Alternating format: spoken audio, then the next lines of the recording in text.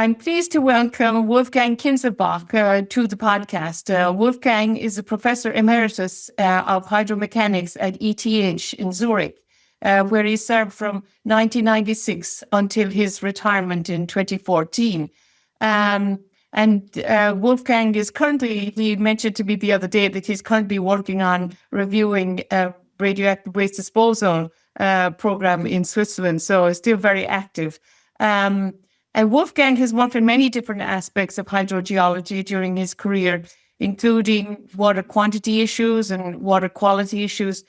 And today, I think, Wolfgang, we're going to focus on water quantity aspects and maybe mention a little bit about water quality concerns, talking about the North China Plain and the Tarim Basin in China and various policies. So thank you so much for joining me, Wolfgang. Well, thank you for your interest in my work. So, Wolfgang, you spent a lot of time in China, and I really appreciate the work you've been doing there. And the book that you published titled Groundwater Overexploitation in the North China Plain, A Path to Sustainability, I found it extremely interesting. And I like how you describe how the water issues evolved over time. And you indicate that up to 2020, groundwater depletion in the North China Plain was one of the global hotspots, with declines of about up to a meter a year in some regions, and that corresponding to about 48 cubic kilometers per year. And for example, if for context, Texas uses about 20 cubic kilometers of water a year. And of course, that had impacts on subsidence and but the main aspect of the book that I really appreciated is how you work with stakeholders and farmers to develop solutions and work with policymakers. So maybe, Wolfgang, you could describe a little bit about how you got started with the book, and then we can go through the different aspects stepwise. Okay, this Sino-Swiss Groundwater project started in 2012 and it lasted till 2020. It was funded by the Swiss Agency for Development and Cooperation, by the Chinese Ministry of Water Resources, the Chinese Academy of Sciences, and the Geological Survey of China.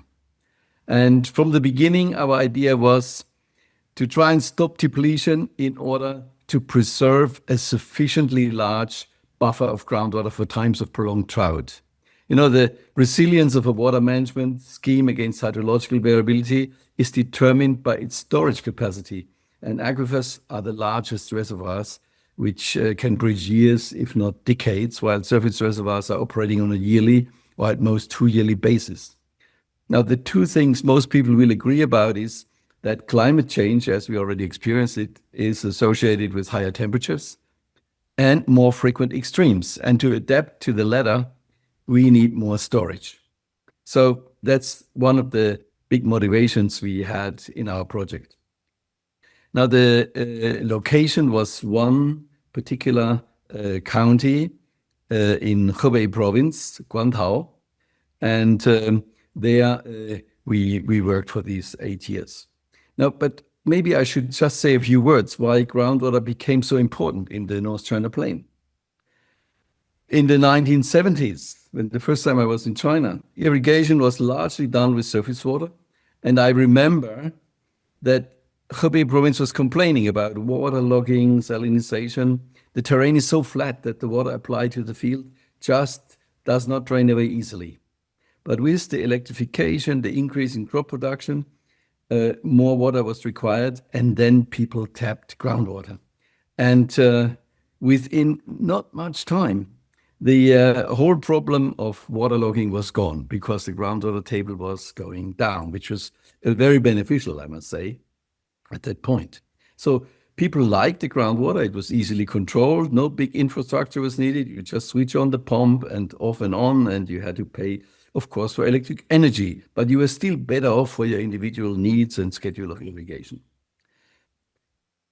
The crop which really leads to the overpumping, that means the continuous drawdown of water levels, was winter wheat. The region has a scheme of double cropping. You know, it's winter wheat from October to May and corn from June to September. The corn is growing in the rainy season, so it needs only one irrigation, in wet years even none. But winter wheat grows in the dry season, and it has to be irrigated 3 to 4 times. And in this season, surface water is also rare. Releases by reservoirs do not reach far, and the natural flow, low flow of rivers, if there's any left at all, is basically wastewater. Now, in summer, water is abundant. The question is how to store it. Efforts are ongoing to build smaller storage basins in the plain. So, yeah, I would say that was the situation. And now the question is how to stop groundwater tables to go further down. You cannot look at it very naively as one big pot. This North China Plain is an aquifer system. It has shallow aquifers parts and has the deep aquifer, and they're very different. The shallow aquifer is the main source for agricultural irrigation. The a lower aquifer and it's not of good quality. It's 3 to 5 milligram per liter of dissolved solids. The lower confined aquifer is much better quality. It's drinking water quality. It's used for drinking water, but it's also used for irrigation in places where the phreatic aquifer is too saline for irrigation. So actually, it looks like a paradox. The major drawdown is in the confined aquifer below, although the water drawn from it is much less than drawn from the phreatic aquifer. And it's clear it has to do with the storage coefficient.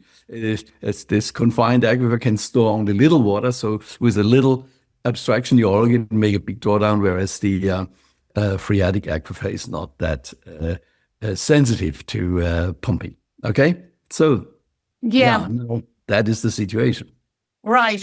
Well, I think the trajectory that you described for the North China Plain, Wolfgang, is similar to what the British Geological Survey have described for Northwest India and others in Pakistan, Azim Shah and stuff.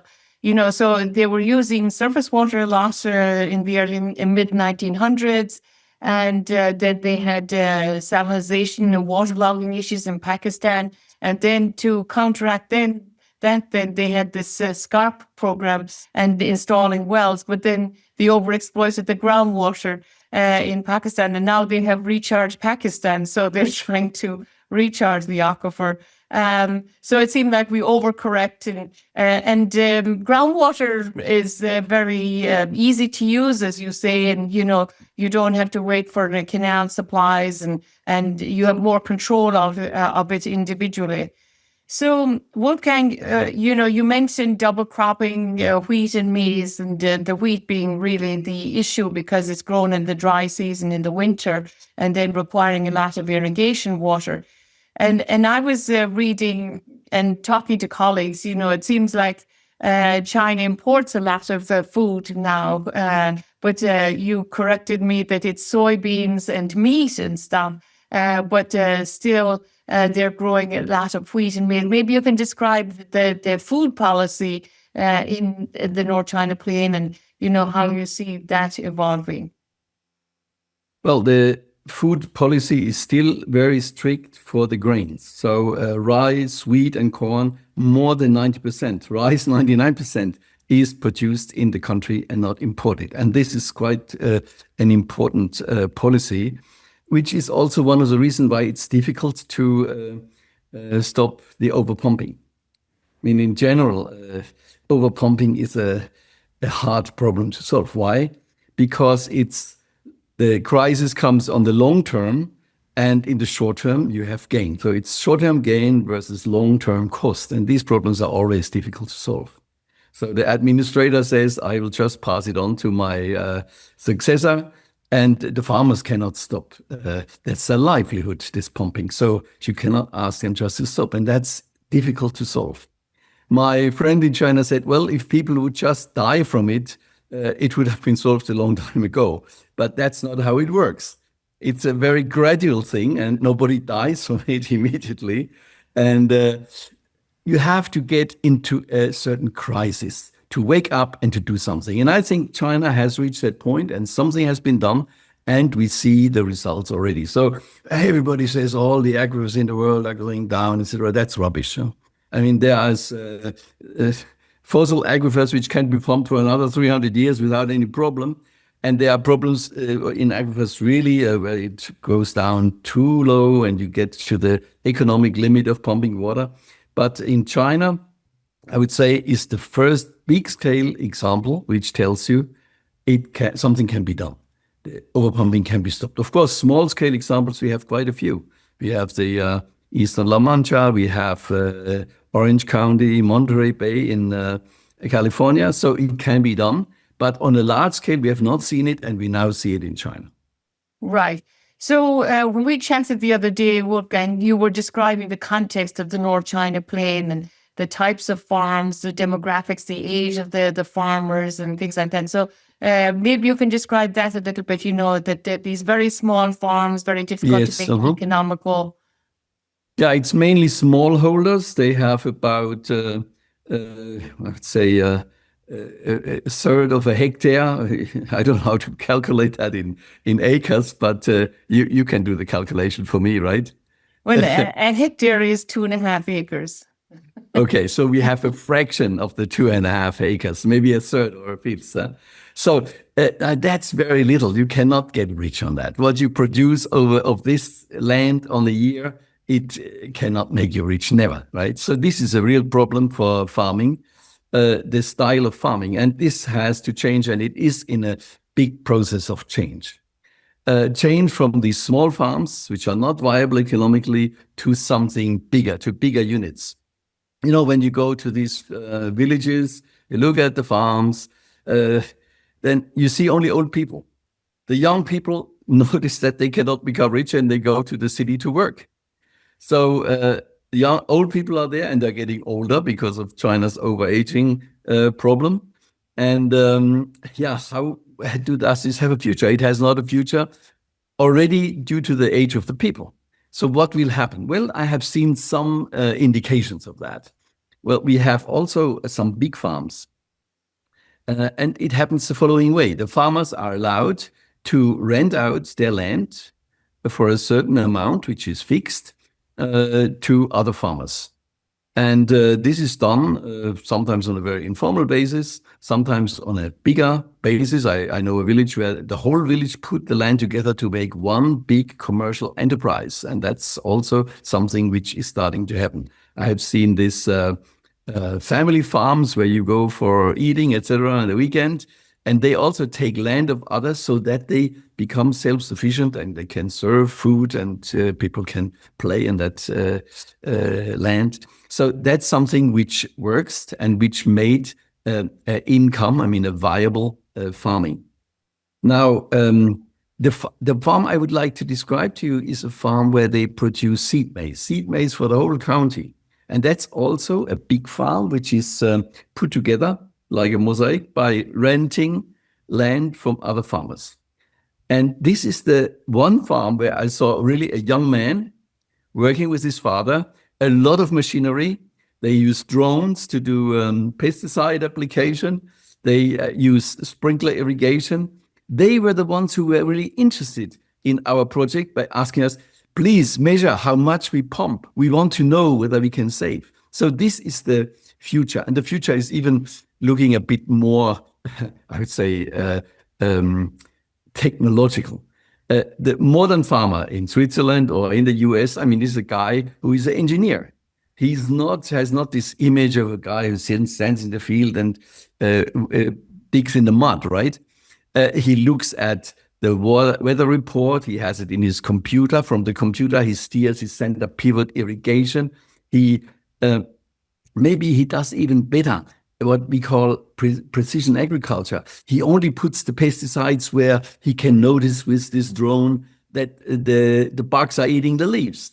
And there is even sensors which tell you how much nitrate you have in the soil, and then you will only fertilize in the places which are deficient. So this is kind of the future where you don't need this, let's say, farmer which only works according to his experience, but a farmer who is becoming more of an engineer and does it in a more a scientific or economic way. So this is where things are going. And there are farms in China which are already of that type, but not in Hebei province so much, but in the north, northern Heilongjiang or in Xinjiang, big state farms, they already use this kind of techniques.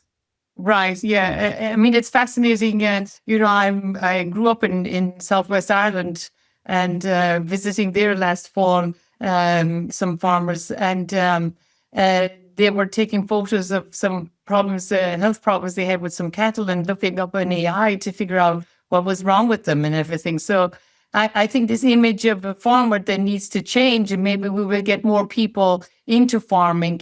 We call it big ag here in the US.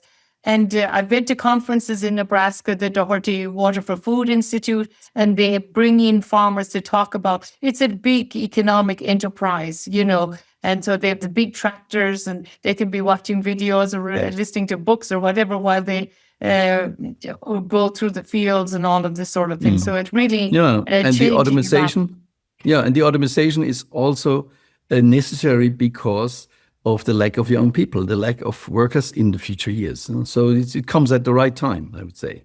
Right. So in your book, you describe that, one of the things that you needed to know to manage the groundwater was how much they were already pumping and to do the accounting of the water budget.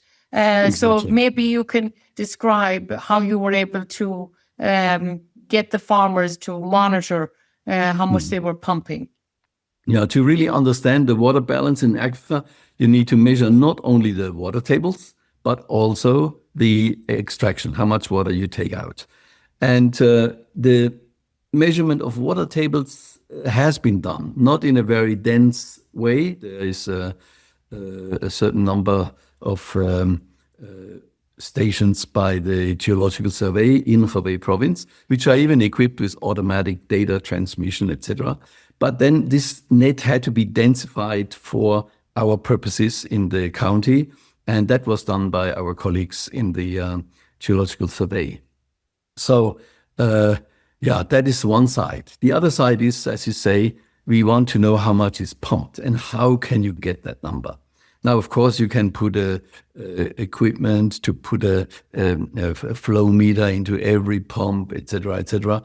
And this turned out to be difficult. Well, we have done it in other places. We have done it in Gansu province, in a place called Losochang, where all the wells were equipped with a smart water meter. Now, what is this? This is a thing which is produced in China in large quantities, and it goes on a well, and you operate it with a swipe card. You get your water allowance on a swipe card, and then you pump, and then each time you pump and you close down the pump, it is subtracted from your total water rights. Now, these single smart meters on the wells, they are connected via the internet to a central server. So the server can see whether the well is operating or not, because it's very critical that this infrastructure is working. If the meter doesn't work and you cannot pump, then the farmers will just kick it away and pump in the usual way, right? So they have to repair it immediately. So it's not enough just to install that system, but also you have to maintain it over time. And that was done in that particular place in a very good way. It works up to today, 13 years without problems. And why did it work? Well, number one, it was a private enterprise who put in that system, and their income was depending on the system to work, because with the working system, the water fee comes in, and then from the water fee, they can do the maintenance. Now, why this did the water fee work, which is not working in other parts of China? The water fee worked because the farms there are not as small as in North China Plain. They are much bigger, and several families use one well together. And then for this well, there is the a smart meter, and they pay, apart from the electricity, a water fee, which is bearable. They can do it. That it's not too much for them because they have a higher income from their fields. So they can pay a water fee, and they pay it from the first cubic meter on. So from the first cubic meter, you have to pay. Now, this is the crux in North China Plain. Number one, the wells are a factor 10 smaller in pumping rate than in Gansu. That's the first thing. The second thing is these wells are usually so primitive, they are not really equipped to put on this smart meter. They try to put in smart meters. They put in about 2,000 smart meters just the year before we arrived. And after 3 years, only 6 of those were still working because the Chinese government is very willing to invest in infrastructure, but it is not willing to invest into the maintenance. The maintenance then they leave to the local people. And if they can't do it, the system breaks down. So this is the problem. And why did it break down? Well, because it didn't spawn money for maintenance.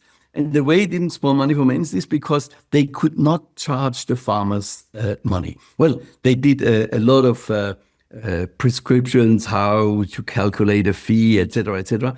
But the fee was only for water which goes above the water right. So the water right was already a bit too high for sustainability, I must say. And then you go a bit above that, you are still too high for sustainability. But the difference is so small that when you calculate the fees, it was not even worthwhile to go and collect it. So that is why up to today, no water fees are required. But what is done is the monitoring. And when we found out all these gadgets, they don't really work, we switched to using energy as a proxy. But if you just use energy, of course, you're not very fair to the farmer who has a deeper water table or a farmer who has less transmissivity or who has an older pump. So to get to the water, we connected the amount of kilowatt hours to the amount of cubic meters by doing pumping tests at individual wells. This was done by my postdoc, Lu Wang, who is from the region, who did admirable work in this field, collecting all these data and calibrating the wells by pumping tests. In the end, we were so far that we had at least in every village or in every well group, at least one test pumping to combine to get from electricity to cubic meters. So this is the first time that we really knew how much the people were pumping. And that is what you have to know in order to determine how much you have to reduce. You cannot reduce without knowing what is really pumped, right? And my biggest success, I would say, in this whole project was that the whole province of Hubei liked this approach. They took it up. They even developed a box where you can at the same time measure the flow and the electricity at the well and made this whole test pumping much faster. And this is now the practice done overall. So I'm kind a bit proud of that.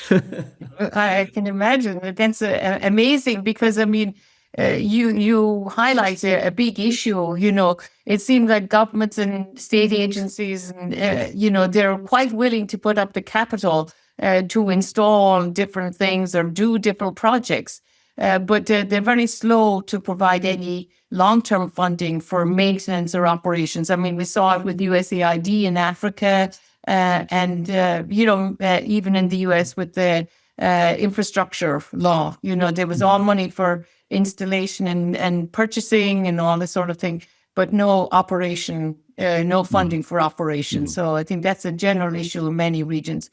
So let me just add one sentence maybe, because what was also happening and which was very positive for the development is that the electricity the firms, the utilities, they introduced smart electricity meters. And they did it on every well, actually. So we know the electricity very well, even in 6-hour intervals. You could even look over the day at these data. So, you know, China is very advanced in all these electrical gadgets. And the well looks like Stone Age, but then you have an electric pump in it. And the moment you have that, you are in space age, right? So that is something I think I have seen a lot in China, these automatic systems, which all work with big data, etc., which is quite beneficial for this kind of scaling up of observation of, let's say, pumpings. Yeah. Right, right. And Wolfgang, you were recently visiting Shijiazhuang. It's kind of the agricultural research center where you have a lot of colleagues, and it's really interesting all the work they're doing, looking at groundwater use and crop production. So with all of the monitoring data that you've been collating then with this program, what was one of the biggest surprises that you had, from looking at the monitoring data? Yeah. How much they're pumping? Okay, let me first say, if people usually have this idea that these farmers waste water or even fertilizer. That's not true. That's not true. I mean, in North China Plain, if you put enough water or too much water on the field, it usually trickles down and becomes groundwater recharge. There is very little lost. You only talk about this non-utilized or non-beneficial water which evaporates without going through the plant, which is a waste. Very little. And also, they do deficit irrigation naturally. I mean, if you do a full irrigation up to get the maximum yield, if you just reduce by 20%, the yield does not go down 20%. It goes down a little. That is what you call deficit irrigation. And they do this naturally. So we have already farmers who want to save money on the electricity fees and don't exaggerate. So this is what one has to keep in mind. So you cannot do much more in saving. Now, how you asked, what surprised the measures? you about the now, data? I can tell you there are three components which lead to this rise. Now, the water is already rising in the upper aquifer, and it's going down much slower in the lower aquifer. Why? Well, there's three components. Number one is a very bold scheme, that is the south-north water transfer. The south-north water transfer solved this groundwater problem mainly in Beijing and around Beijing. Hebei is not taking too much of it, but in Hebei, they replace the drinking water wells in the lower aquifer by water from this canal, from the south-north water transfer, and they put this water for treatment into a water factory, and then this factory supplies the drinking water. So this water is not pumped from groundwater anymore. That is number one. So the second component was measures in the villages, and one was to not plant winter wheat. So there was for a certain amount of fields, not too much because of this demand to stay self-sufficient, right? So there was a subsidy. You get that much money if you don't plant winter wheat. And this was accepted very positively by farmers because they hardly earn anything. Usually they cross-subsidize the winter wheat with the gain from the summer maize. So they switched off this and they took that money instead. Now you also have a problem of how to monitor this. And this we also solved. We solved it by satellite observation. You know, in spring, the only thing which is green is the wheat fields, right? And you can see them so easily. And of course you have smog and fog sometimes, but then we use the radar satellites to see the scatter from these little leaves. And we had very good monitoring, and we even compared then whether it's really the fields which have been subsidized, whether they really have switched off the wheat planting. So this worked, and this is also a component. They also had, this is interesting in China, before doing a policy, they make experiments. This is societal experimentation. And they say, like, these villages do that, and those villages do that. In the end, they compare what worked. Now, how do you make a farmer save water without letting him pay for the water? Well, the way they did it is, I mean, they are so poor, you cannot take money out of a naked man's pocket, right? So what they did is they gave the farmers in the beginning of the irrigation season a certain amount of money. And from that money, the farmer had to pay the water with a normal water fee. And what was left over was the farmers. So he had an incentive to irrigate less, right? So this was an interesting way of introducing a fee without having a financial load on the farmer. And so too many of these things were tried out. This worked in some villages, it didn't work in others. So there's also a mixed reaction. But I think it's a very good idea to do this kind of testing, what will work with the farmers in the region. And so I talked about the first component, the water transfer. The second component is these many measures, which also included this storage basins. Yeah, that you have a storage basin which is filled in the rainy season, and then it gradually trickles down in the aquifer. It's a kind of managed aquifer recharge. We measured these ponds, and you find out half of the water is evaporated, but half is going into the aquifer. And also they can be pumped directly by the adjacent fields, like a little reservoir. And this was done more and more.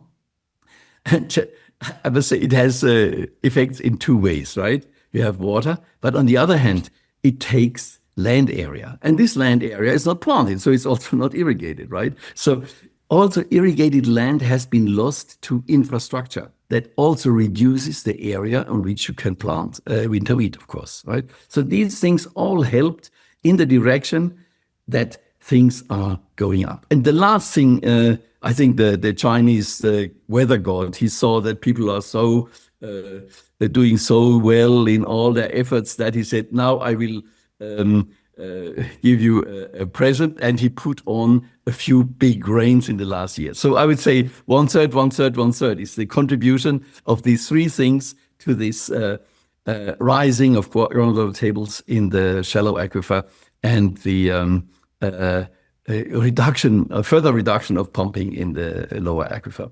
There is one thing though, unintended consequences. There are houses now who have been built in the time of very low water tables, and now the water table comes up, and then the cellar is in the water. So these things also happen. Huh? I have seen this also in Germany, by the way. Yeah, that's really interesting, and I really like that approach where they give the farmers the money at the beginning, and then and then maybe that encourages them to save water because any money that's left over, then they have it. So that's really cool. And I think another thing you mentioned the other day, you talk about double cropping wheat and maize, and so one policy to produce enough wheat for the country, but then another policy to reduce wheat production to save groundwater. So this policy of subsidies is a bit contradictory. Huh? On one hand, you introduce a subsidy not to plant winter wheat. On the other hand, you give a subsidy to plant wheat because otherwise you don't have enough wheat. And then there is a subsidy on electricity. I told them, why do you do all this measuring? Just make the electricity more expensive, then people will use less water. But that was taboo because I tell you why. The electricity firm was against it. They say, we want to sell electricity. This is when you have different independent kingdoms within the same country who are opposing each other. And that is when something has to be said from the very top.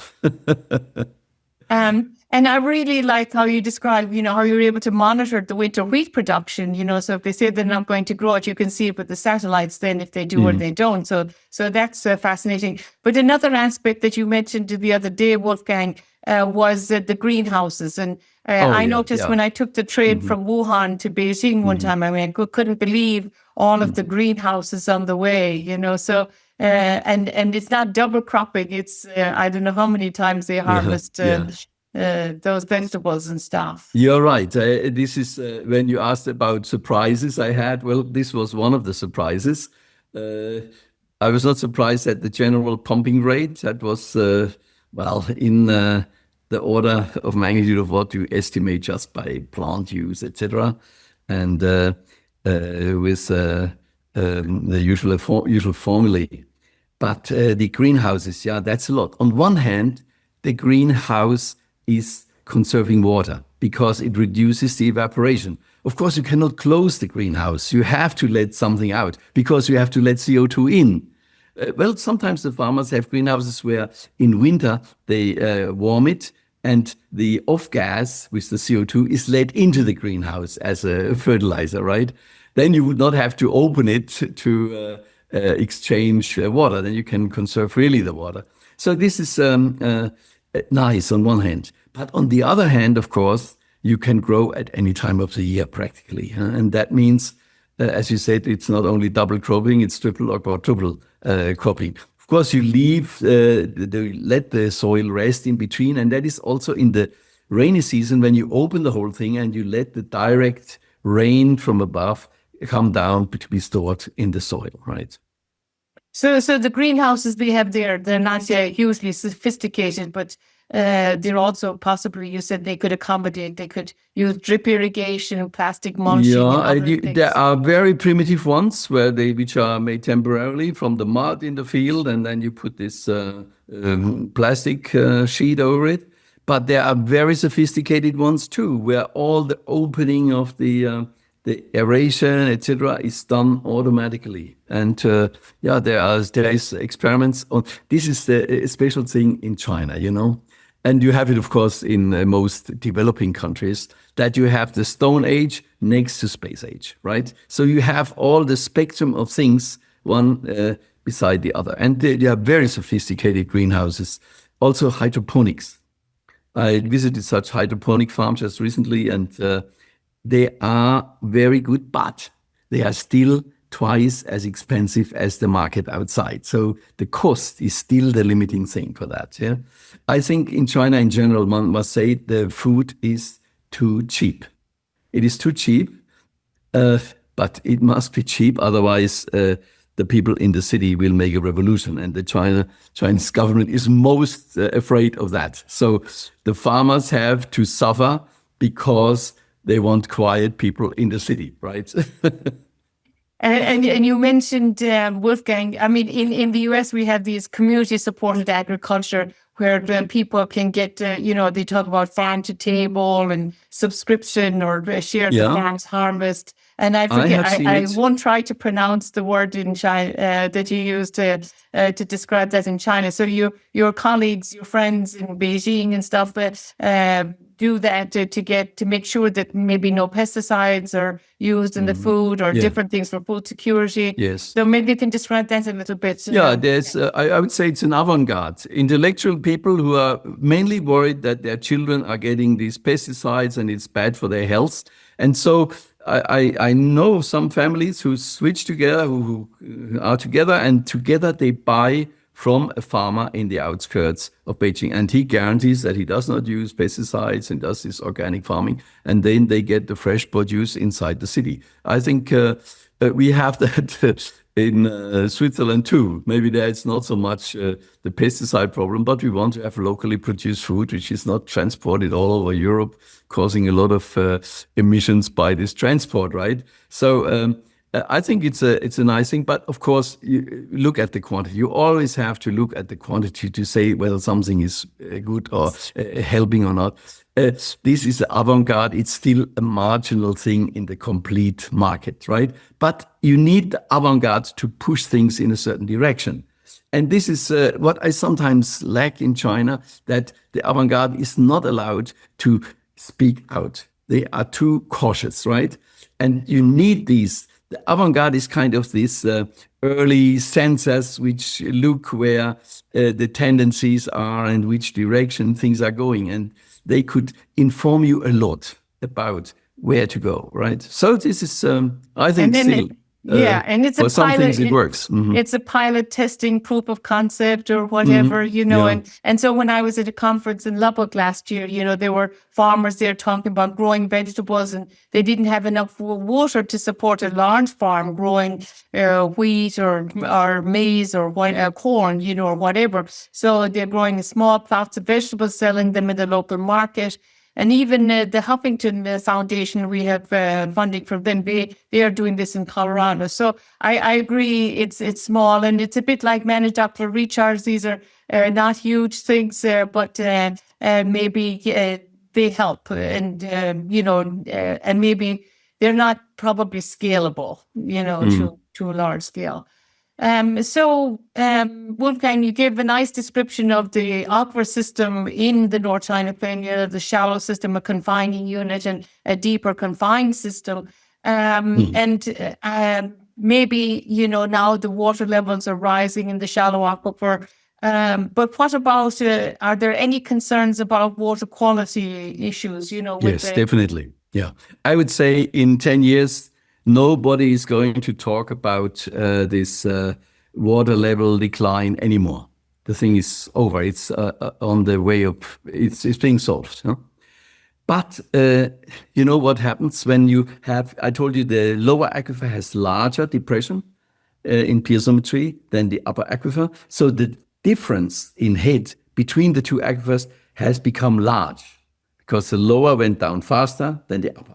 So the distance is large. Now the lower is stagnant or still going down a little and the upper one is going up. So the difference becomes even larger. And it is this difference which drives water. It's little, but over the area, it's still a lot, drives water from the upper to the lower aquifer. Now, the lower aquifer is drinking water. The upper aquifer is not very good water, not for drinking. It's just barely for agriculture. And then these clay layers in between, these confining layers, they have even higher salinity. And this would be pushed down into the lower aquifer. So there is this danger that this wonderful research, which should be really reserved for strategic reasons as a drinking water resource, that this may over time be impaired in its quality. So this is definitely something one should watch out for in the future. That is the next step after this, solving the quantity problem. Yep. Right. And you mentioned in the shallow aquifer, the concentrations, the salt concentrations about, you said 3 to 5 grams per liter. We usually talk about milligrams per liter. So that's 3,000 to 5,000 milligrams per liter. Yeah. Yes. And so, concern then to bring that down into the deeper aquifer. And when you have the south to north diversion, then it's really the municipalities and people in towns and stuff that can afford that water. But then by getting them off of the groundwater, then that helps the situation. Yeah, you see, that is why they use this water to replace drinking water. Because for drinking water, you can pay more than for irrigation water. But that also limits the scope of how much you can take from the north-south water transfer. So in the recent years, they had too much. So what did they do? They took this water and put it in old riverbeds. You have these riverbeds which are dry because all the water has been stored in reservoirs in the mountains, in the close by mountains, small reservoirs.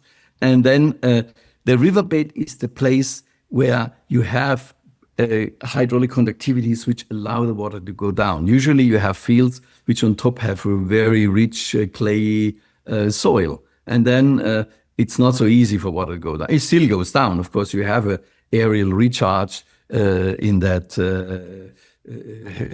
quite sizable, right? But there it would be preferentially going down. And that is why they put it in these riverbeds. And the result was they saw the groundwater tables coming up close to the river. So for the farms close to the river, this helps. They can get their groundwater now directly from that close to the river. But then you're not everywhere close to that river. So it doesn't work for the whole area. But it's a contribution. And you see, it's kind of this problem where you don't have what the Chinese called one knife to cut everything, right? It's something where you have to make a mosaic of many different things to solve the problem as a whole. Right. I think sometimes we use the expression, one size fits nobody. Yeah. The Chinese say 一刀切, it means one knife. You cut everything with one knife. Right. So, and for resilience then, I mean, having a portfolio of things that you can use. And you mentioned earlier, and I think it was good, some people say, well, if we had drip irrigation, if all irrigation was drip irrigation. But in California now and other places, they're using flood, they call it flood managed aquifer recharge or an ag managed aquifer. So they flood the fields in the winter when they have the water and then to recharge. Yeah, excellent. Yeah. I mean, this happened in China in these big rains inadvertently. And that helped with groundwater recharge. The Japanese are doing this also a lot. Yeah? It's a good practice. And it's not yet that popular in China, only when they're forced to by a really heavy rain, right? So, yeah, Right. I agree. Right. So one of the other areas that you've done quite a bit of work is in the Tarim Basin in the western Yeah, part in the of Tarim China. Basin around Lake Bostan, which is the biggest lake in Xinjiang. And, in that place, the problem was salinization. You have very high evaporation. You have not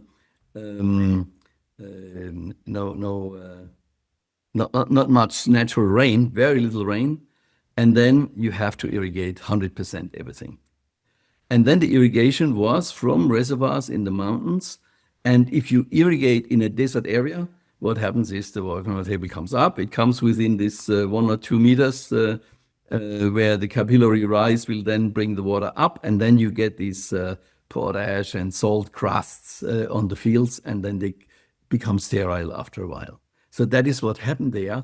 And they developed a lot of things to leak out the salts by having canals with different water level. You feed water in one and you take water out of the other one to flush through the soil and all these things. And well, then it was proposed. I was among those people who were in favor that we use groundwater. There is this amount of water which comes up and is called phreatic evaporation directly from groundwater. And this is a resource which you can use if you push the groundwater table down, right? So we said, okay, you have to push the groundwater table down. Then the wells were installed and people loved it. They loved it. Why? Because you can switch on and off. You can do drip irrigation. If you do drip irrigation with the water from the mountain, it has a lot of sediment. You have to get rid of the sediment in some turbine thing before you can put it in your drippers. Otherwise, they clog all the time. So the groundwater was fantastic. Also, you want to irrigate now with surface water. You have to call the dispatcher at the reservoir in the mountains. Then the water comes in big quantities. You don't know what to do with it. You cannot do this more precise irrigation. So that is why they loved it, and it spread over the whole place. And then, of course, they overdid it. They did not only use this part of the resource, which is phreatic evaporation, they use more. And then the problem is that people say the North China Plain now is practically solved, but the big problems are now there in Xinjiang, the overpumping.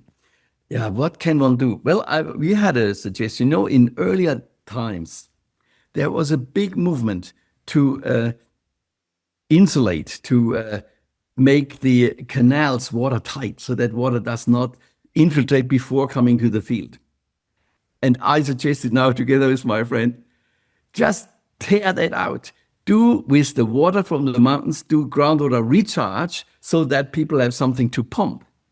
It's just the opposite of what one has done before. We will see.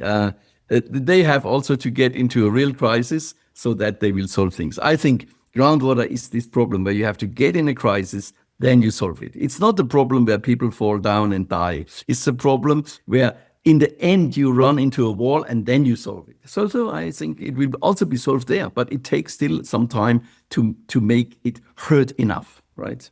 Right. And what you just described, same thing in Pakistan, they were using surface water and then the salinity problems and the waterlogging, and then they went to groundwater, but then they went too far. Exactly. That's what happened in Xinjiang too. Yeah. But the other thing that you described, lining the canals, and not understanding that that water recharges the aquifer. Mm-hmm. I think some examples in Murray-Darling Basin, precision agriculture, lining canals and everything, it didn't really take into account that they were losing that recharge. And then the farmers like the water table. Yeah. But some differences between North China Plain and Tarim Basin. You describe very small farms, less than an acre in the North China Plain. Yeah. But in the Tarim Basin, they're much bigger farms. Different world. These are big farms. You have the state farms, the big farms of this, of the state. Yeah, I think, 50,000 to 300,000 privately owned farms, so they're also larger. And there is the problem, to solve the problem in North China Plain is relatively easier. Why? Everything which is under the plow is already under the plow. And eventually it's even reduced by infrastructural areas which are cut away, right? Now in Xinjiang, you have infinite area. It's an area which is perfectly utilizable for agriculture. The only thing it really lacks is water. So if you irrigate, you can grow. And that is what is happening. In year 2000, the Chinese government said it's illegal to turn wasteland into irrigated fields. And you look at the satellite maps, 2000, 2001, 2005, the green patches are growing and growing and growing. So this is the real problem of water and sustainability in Xinjiang. But Xinjiang, it has taken over for producing some things which formerly maybe were produced in North China Plain. Like they produce more wheat now, they produce the cotton, they produce maize, and they produce wheat. These are the biggest quantities. And of course, tomatoes and these hot peppers, I was standing in these huge fields of hot peppers, and I asked the farmer, I said, who can eat that hot food? And said, no, this is not for food. This is industrial hot pepper, which is used for the red color of the lipsticks. The Koreans buy it. So I said, oh, that brand is hopefully called Hot Kisses. So how do you see the Tarim Basin? You've got the mountains, Tian Shan and Kunlun mountains around, and that has been supplying water from glacier melt and surface water. There's this whole question of climate change. What Right. if the glaciers are not there? All the rivers, except for small streams, which come from the mountains, are dammed in the mountains. And the dam in the mountain makes sense because it has a large depth, small area. So the evaporative losses are relatively small. But also we have in Xinjiang some areas, some reservoirs in the plain. And these will lose 2 meters. That's the potential evaporation. And if they are 5 meters deep, you already lose almost a half just by evaporation. So that is a bad thing. Now these mountain streams being dammed has the advantage that it doesn't matter whether it's rain, which is coming down in the mountain, or snow melt or glacier melt, it's all captured in the dam. Now, if the glaciers are no longer there, the snow is still coming. And this is probably increasing. So there is some good prospect of climate change for Xinjiang in the sense that if the Indian Ocean is warmer, it evaporates more and more will get across the Himalayas, the Kunlun Mountains, into Xinjiang and to the Tian Shan where it rains down. So it could balance out. Of course, higher temperatures means also more evaporation. So we will see how this ends. It will put a limit to the amount of area. This constant extending of irrigated perimeters is not feasible. It's not sustainable. It has to stop or even be reduced, and maybe that will be the agent which makes it stop. Mm-hmm. Right.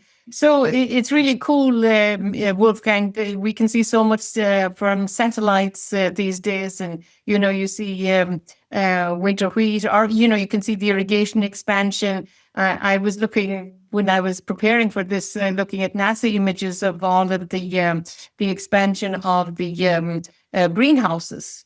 So they were green in late 80s, 90s, and then now they're just all plastic. So it's really fascinating, and I think China accounts for maybe 60% of global greenhouse production. So anyway, I really appreciate that you spend so much time in China. You work with the farmers. You get the picture. Your boots on the ground, and it's amazing. Being able to monitor all of this puppet now and how you guys develop that. That is absolutely fantastic. So people have an idea. We're always grappling with how to get data, monitor, and stuff like that. So it seems like you have managed to do that and scale it up in the North China Plain. So our guest today is Wolfgang Kinzelbach, and we will also provide the script and highlights and linkages to papers and to his book and all of these other things on the website. And so he's Professor Emeritus at ETH in Zurich. So thank you so much, Wolfgang, for talking with me today. I thank you for a lively conversation. Thanks a lot.